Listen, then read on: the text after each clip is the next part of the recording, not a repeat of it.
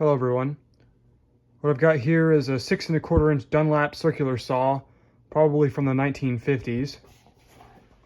And the unfortunate thing about this saw is that they don't make 6 1/4 inch blades anymore.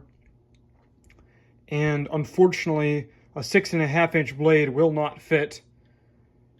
So here's the blade. It's an old Craftsman. And as you can see, what's even stranger is that it has a square arbor.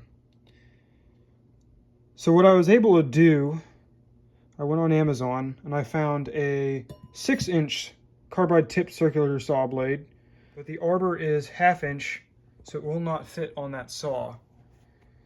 So I'm gonna try something a little sketchy here. I've got a stepper bit and I'm gonna just drill through and see if I can get it just wide enough to fit on there.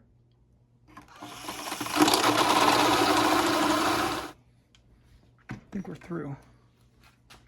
All right, so it doesn't quite fit. Still needs to go a little bit bigger, but we're getting pretty close.